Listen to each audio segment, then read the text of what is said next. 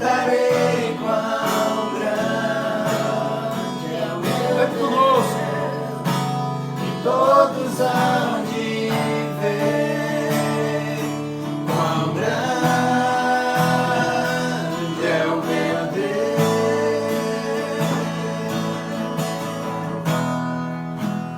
Com esplendor, com esplendor de um rei, e majestade e luz, faz a terra se alegrar, faz a terra se alegrar. Ele é a própria luz. E as trevas vão fugir, tremer com sua voz, tremer com sua voz. Quão grande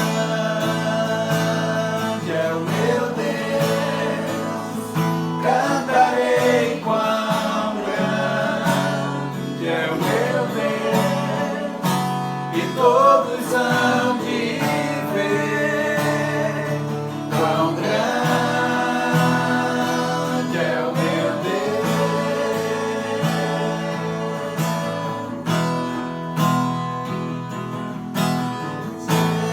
Gerações ele é, o tempo está em tuas mãos, o começo e o fim, o começo e o fim. Três se formam em um,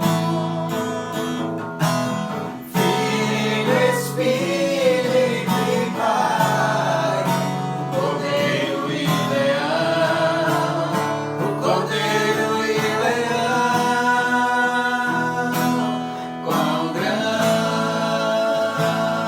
é o meu Deus, cantarei quão grande é o meu Deus, e todos hão de ver quão grande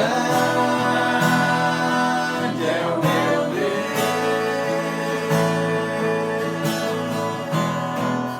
Sobre todo nome, sobre todo nome é o seu. Tu és digno do louvor. Eu cantarei quão grande é o meu Deus. Deixa eu louvar Jesus. Deixa eu agradecer. Amém. A graça e a paz do Senhor Jesus seja contigo, seja com a tua casa, seja com a tua família. Que bom poder estar contigo nessa live, glorificando aquele que reina para todo sempre, que é nosso Cristo, nosso Jesus. Ele mesmo disse: eu e o Pai somos um. Então nós damos adoração ao Pai, reconhecendo que o Filho e Ele são um só. Tá bom? Então Deus te abençoe, que seja um tempo de grande vitória na sua vida. Nós estamos hoje no domingo pascual. Que maravilha! E a Semana Santa, né? Que geralmente fazem tantas viagens, tantas celebrações, apresentações teatrais. Eu já participei de muitas, já vi muitas apresentações teatrais da Semana Santa. E esses dias nós não estamos com teatro, não estamos com coreografia, nós não estamos com as viagens, estamos em casa, dizendo que o Senhor é bom. Alguns estão fazendo as lives nos templos, estão glorificando, mas a maioria dos irmãos estão em casa celebrando o nome do Senhor. E que bom você poder estar em casa, porque é isso também que o Senhor quer na sua vida. O propósito de Deus sempre foi primeiro a família, depois a igreja. Nunca esqueça disso. O Senhor tem um propósito na sua história e a sua família tem que estar firme no Senhor. E aqueles que perderam a família, agora vão clamar misericórdia, porque o Deus é poderoso, também misericordioso, para fazer infinitamente mais. Nós estamos celebrando o Senhor hoje e por esse momento. Amém. Glória ao nome do Senhor. Vamos orar? Vamos pedir a bênção do Senhor. Amém. Pai, nós queremos agradecer ao Senhor, porque o Senhor nos amou. E com grande amor o Senhor nos amou, a ponto de nos fazer filhos teus. Nós que éramos separados, inimigos por natureza, mas em Cristo Jesus, o Senhor nos tornou seus filhos e o Senhor nos adotou. Obrigado, Deus, por tudo que o Senhor tem feito na nossa história. Quero apresentar em tuas mãos as pessoas que estão conosco e aquelas que vão ouvir depois ou assistir os vídeos depois. Que a tua bênção possa repousar sobre essas. E esse tempo de avivamento, de graça, de unção possa vir e essas pessoas sejam tomadas pelo poder do Senhor. Sejam curadas. Pai, enquanto nós apresentamos em tuas mãos, pedimos a tua misericórdia sobre elas, para que o Senhor traga cura, restauração, paz. Visita, Senhor, o celeiro, visita a despensa dos teus servos. Traz, Pai, condição deles passarem por esse momento sem necessidade de alimento. Que a boa mão do Senhor se estenda sobre os teus servos. Eu os abençoo com todas as bênçãos espirituais em Cristo Jesus. Eu ordeno a bênção da paz, a bênção da alegria na tua vida. E que o Senhor Jesus possa encontrar morada cada dia mais no teu coração, no nome de Jesus. Amém. Vamos louvar mais uma vez. Logo depois a gente vem com uma palavra sobre a Páscoa. Deus te abençoe. Ele é exaltado, Rei exaltado no céu. Eu louvarei, Ele é exaltado para sempre, exaltado teu nome. Louvarei. Vem conosco. Ele é o Senhor, tua verdade vai sempre reinar. Terra e céu glorificam teu santo nome. Ele é exaltado, Rei exaltado no céu. Ele é exaltado. Ele é exaltado, Rei exaltado no céu. Eu louvarei, Ele é exaltado para sempre, exaltado teu nome. Louvarei.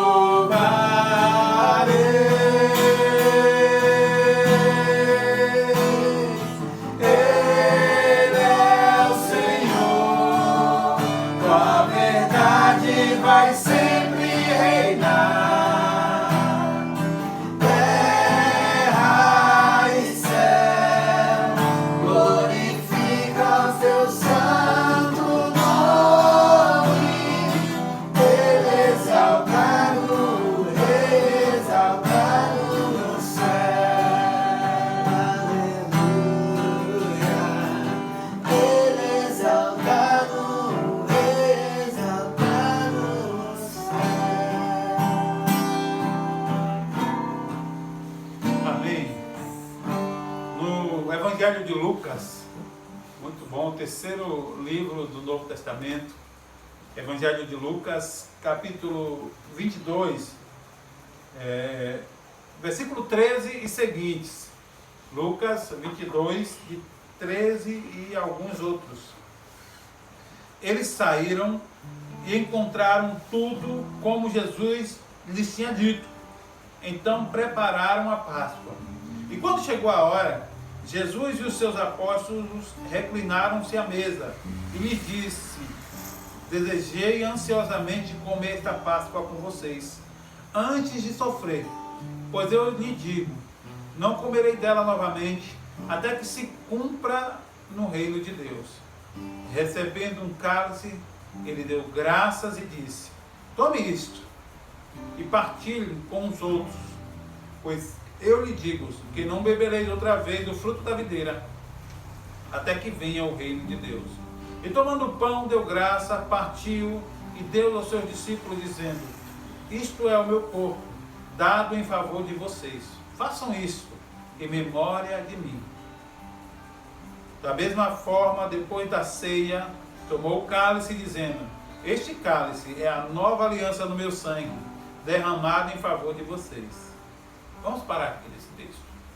Esse texto, Lucas capítulo 22, do 13 ao 20, nós lemos, do 13 ao 19, ele fala da última ceia, Jesus preparando a última ceia, a ceia que antecede a crucificação. Vocês viram que nós colocamos uma chamada com o cordeiro e o leão, porque geralmente porque é isso mesmo, ele é o cordeiro e o leão.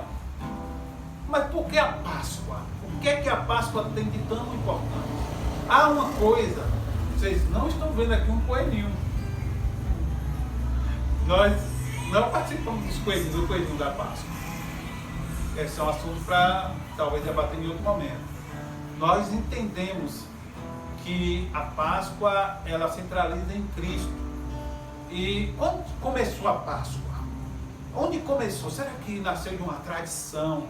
Foi uma coisa que alguns comerciantes falaram assim: olha, vamos arranjar um final de semana para ganhar muito dinheiro vendendo peixe. Então, vendendo chocolate aí. Eita Jesus, que maravilha. Não é? Não. A Páscoa começou no Egito.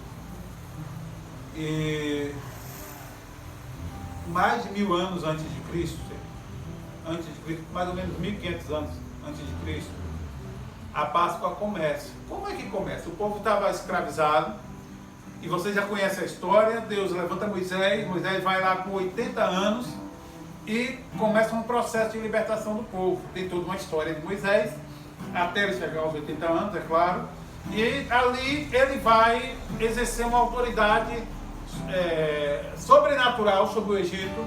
E durante esse período que ele pede a Faraó que liberte o povo, ele determina 10 pragas. A cada negativa de Faraó vinha uma praga sobre o Egito. E a última praga foi a praga da morte dos primogênitos. A morte dos primogênitos. E o que aconteceu? Era o último momento, e quando Deus falou assim: vou ferir todos os deuses do Egito. Quero lembrar que nós estamos falando do Egito antigo, que representa o mundo, a idolatria, a feitiçaria. O país Egito hoje tem que ser alvo da nossa oração. Viu? Eu estive no Egito e eu vi igrejas gigantes lá. Olha só, uma patriarcal com mais de 20 mil pessoas. Então, orem, é um país muçulmano. Orem pelo Egito de hoje.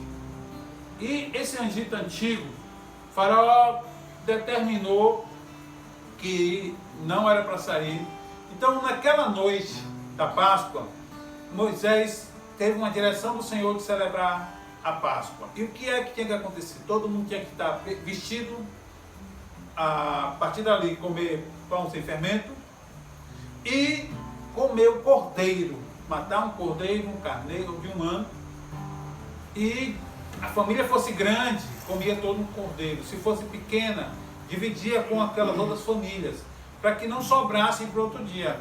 E naquela noite, eles tinham que estar já calçados, com tudo preparado para serem libertos, porque a Páscoa traz libertação.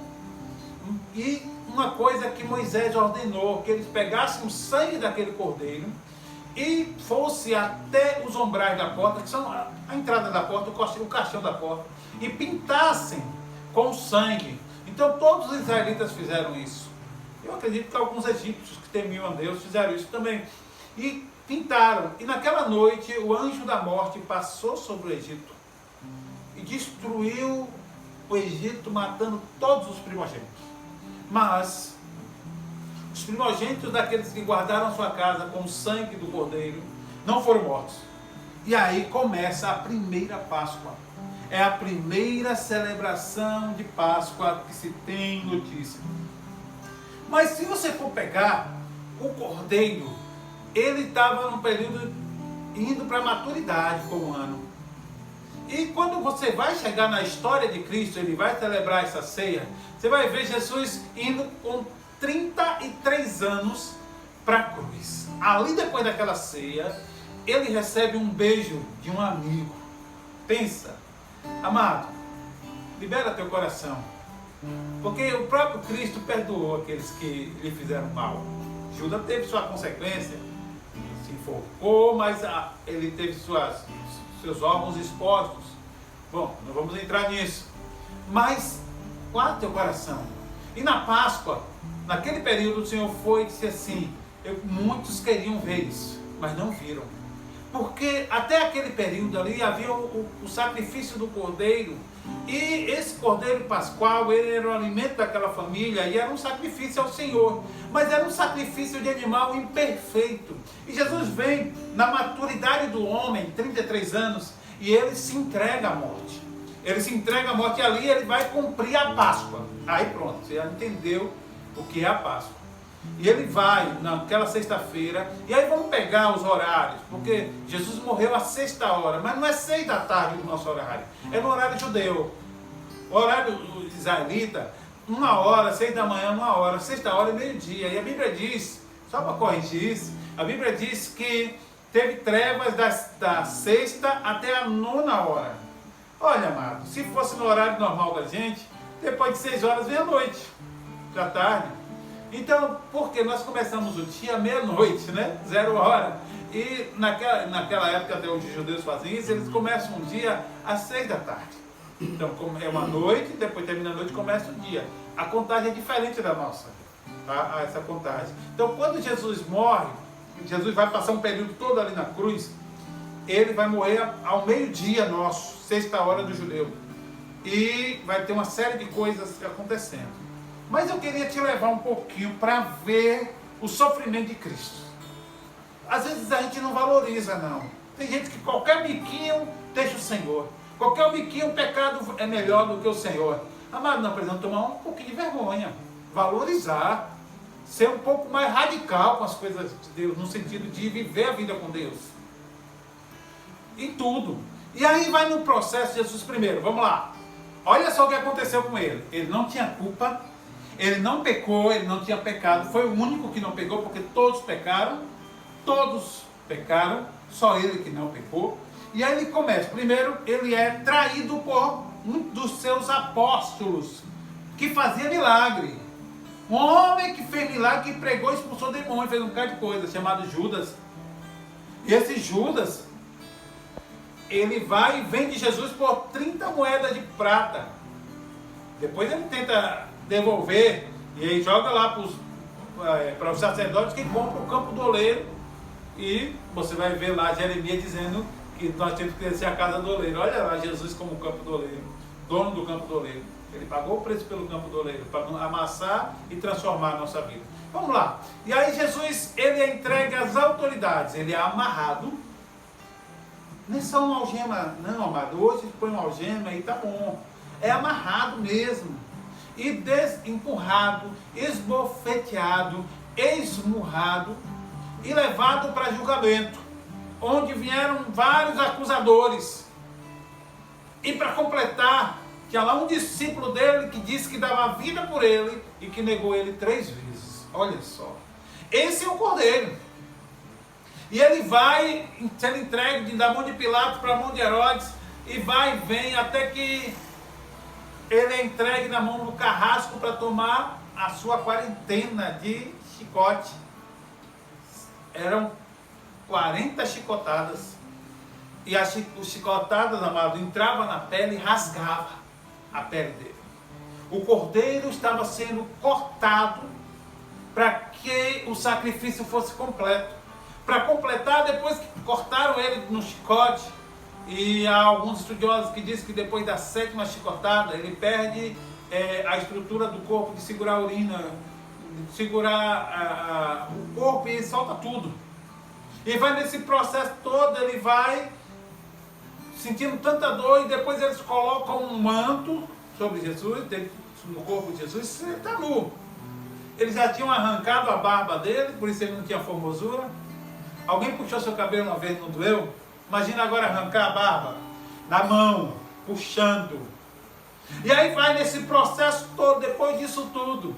Ele bota um manto sobre ele, bota uma coroa de espinho na cabeça dele, e batem nessa coroa, batem na cabeça com um caniço, batem sobre ele, para que o espinho entre e eles vão escarnecendo dele, profetiza quem te bateu, profetiza isso, profetiza aquilo. E ele em silêncio, não fez nada. Para completar, o povo tinha escolhido Barrabás do que Jesus. Vejam, muita gente escolhendo Barrabás. Prefere a violência, prefere o bandido, prefere a maldição, prefere o adultério, prefere a droga, prefere tanta coisa do que o Senhor. Se essas coisas te dominam, estão na sua cabeça, você precisa jogar elas fora, porque você não pode escolher Barrabás. Você tem que escolher o Senhor Jesus. E aí vai nesse processo, nessa coisa toda, nessa dor toda que ele está sofrendo. Depois disso tudo, depois de um certo tempo, aquelas chicotadas tinham cortado o corpo dele todo. E depois de um tempo sem apanhar, vai fechando a ferida. E aquele manto grudou no sangue, eles puxaram o manto. Rasgaram ele novamente. Levaram ele, botaram uma cruz nas costas dele para ele carregar. E a cruz era para Barrabás, que era um homem violento, muito forte. Jesus era um homem forte. Ele era carpinteiro e não tinha maquinário. Então o carpinteiro tinha que trabalhar pegando peso. Então ele tinha uma musculatura muito boa. Entretanto, tanto que o pessoal bota uma figura de um Jesus bem fraquinho, coitadinho, que só de olhar já dá dó. Mas Jesus nunca pediu para a gente ter dó dele. Porque ele fez uma entrega por nós. Então ele é levado até a cruz. E lá eles esticam a mão, atravessam aqui dentro do pulso, nessa região. Geralmente no desenho está na mão, mas se botar na mão rasga. Então ela dentro do pulso, na divisão dos ossos. Depois puxavam a outra mão. E se ele não alcançasse o local do outro cravo, eles tinham que puxar até deslocar os ombros e os ossos todos. E eles cravavam o outro cravo, juntavam os dois pés e também. E deixavam ele pendurado lá, naquela cruz. Isso, Jesus passa cerca de 3 horas ali antes de morrer. Depois mais um tempo, até ser tirado da cruz. Lá todo mundo fugiu, não tinha discípulo, não tinha amigo, todo mundo virou as costas para ele. Lá ele foi desprezado, zombado, e ainda tinham 2 ladrões e um estava zombando dele. Salva aqui, salva a gente também, vamos lá, dá um jeito aí. Sabe que tem gente assim que não quer tomar postura, mas quer que os outros resolvam o problema deles. E um dos ladrões falou, nós estamos aqui com mérito, ele é inocente. E virou para Jesus e falou, Senhor, lembra de mim, Jesus salvou aquele ladrão. O de medo estará comigo no paraíso. Ali ele vai dar algumas palavras. Primeiro, ele vai decretar algo que é muito forte.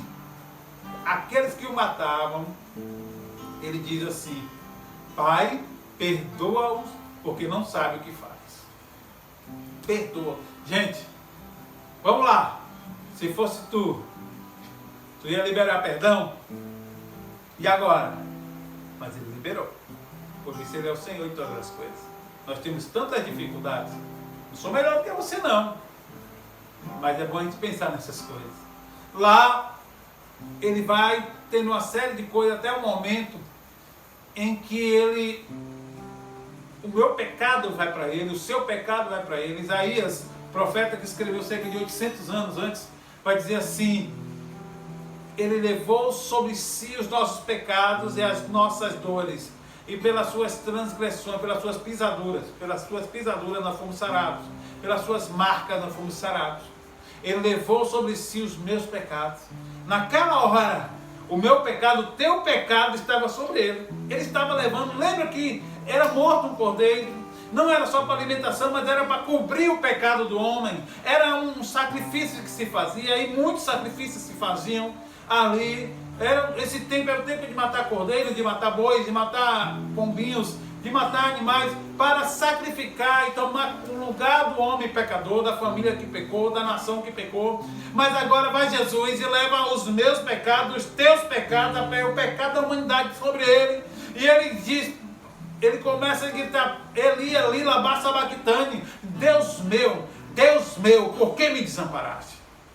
E depois que ele olha para tudo, o peso da nossa enfermidade nele, dos nossos pecados dele, é tão forte,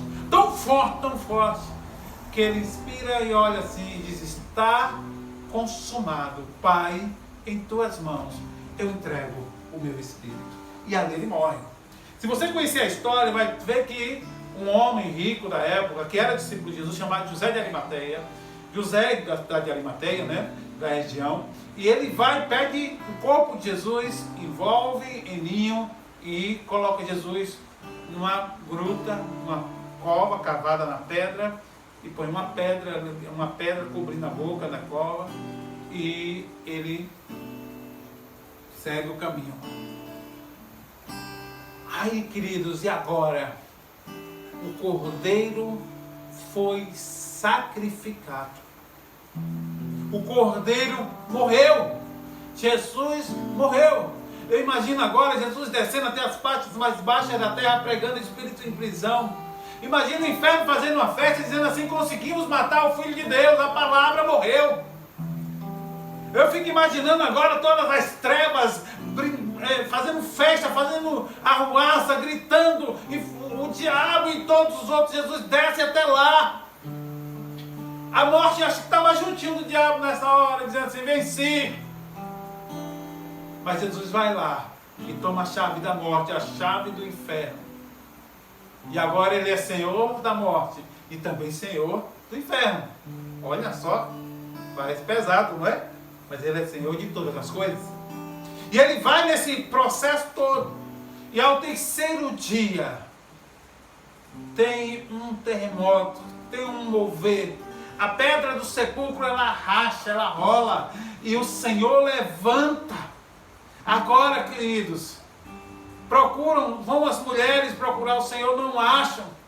Os anjos dizem assim: por que vocês procuram entre os mortos aquele que está vivo?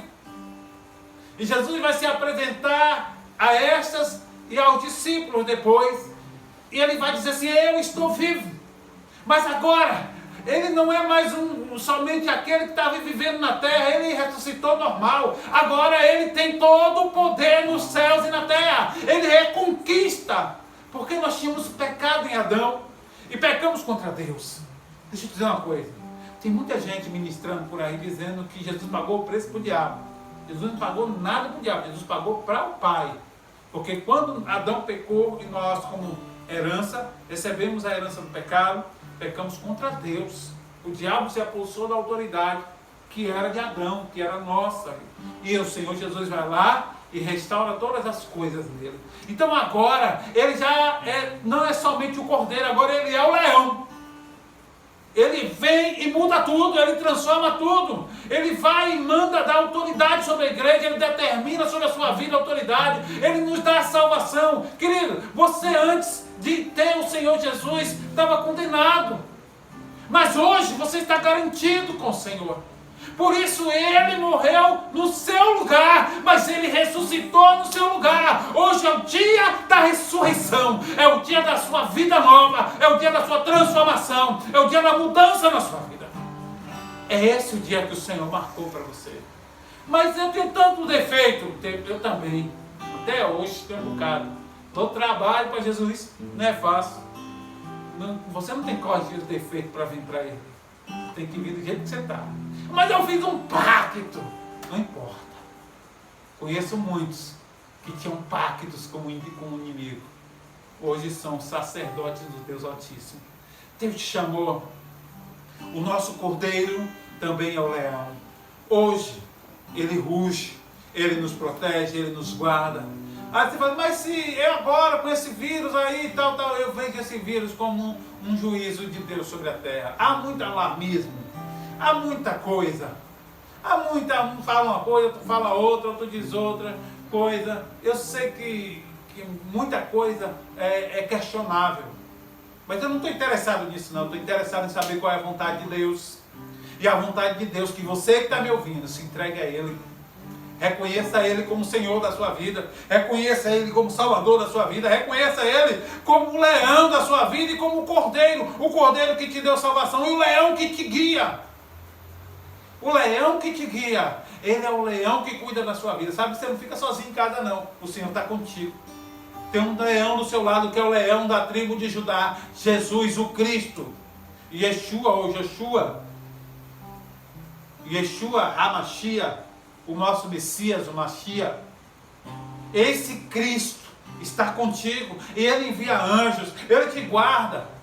E o próprio Pai está contigo. E o Espírito Santo também. Então Deus te protegeu de todos os lados. Pare de ter medo, pare de se esconder. Está na hora de se levantar como príncipe de Deus que tu é. Como princesa de Deus que você é. Deus não te chamou para ficar longe dele. Deus te chamou para estar próximo dele. Mas aí eu vou morrer agora. Vai morrer para o mundo. Viver para Deus. Se entregue ao Senhor Jesus agora onde você está. Você que já é crente. Você que já entregou sua vida ao Senhor Jesus. Olha que eu não estou falando religião. Estou falando que você é crente em Cristo. Que você vive para Ele. Não é só alguém que diz, eu sou de Jesus. Eu amo Jesus. Todo mundo fala isso. Se você pegar uma pessoa morrendo ali nas drogas e está lá tendo visões malignas, pergunta se ama Jesus. Ela vai dizer, eu amo Jesus. Todo mundo diz que ama Jesus. Mas só ama Ele quem pratica as suas obras, quem lhe obedece. O amor, ele é prático. Ele não é só de boca. Pensa nisso. O leão já ressuscitou. Ele é o leão da tribo de Judá, que venceu a morte. A morte perdeu. O salmista diz, onde está a morte, o teu aguilhão?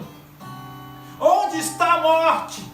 Nem a morte, nem o inferno puderam suportar o Senhor, porque o Senhor ressuscitou dentre os mortos, e Ele nos fez isto para ser líder sobre as nossas vidas, para comandar a nossa história, para nos dirigir os passos, para que mesmo em todas as dificuldades que possamos ter, Ele ser o centro de todas as coisas, porque no Senhor vem sempre a porta aberta, vem sempre o escape.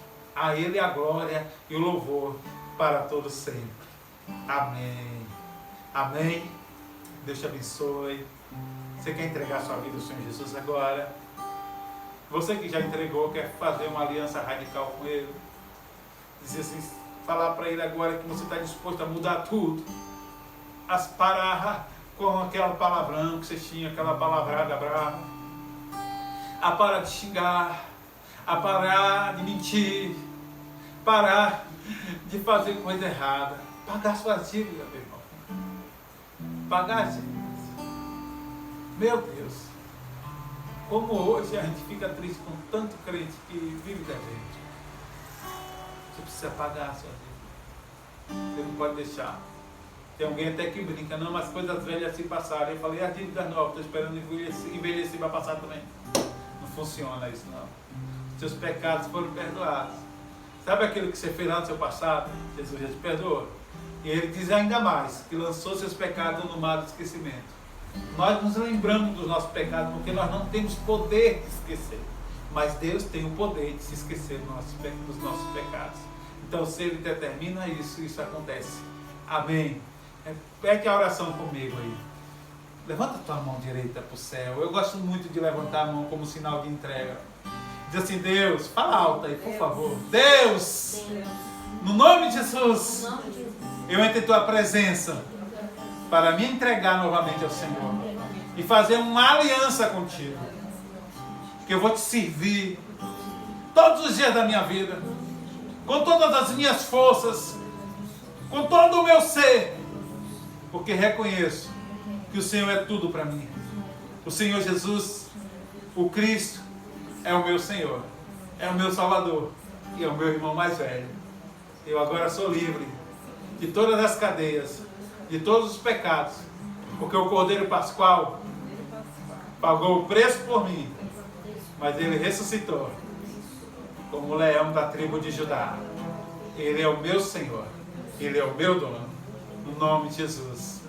Amém. Vamos louvar? Aleluia! Uou! O Pai me adotou,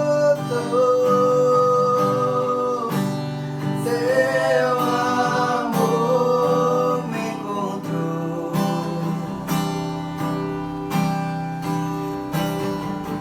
Eu era órfão, hoje sou filho. Você pode chamar Deus de Pai?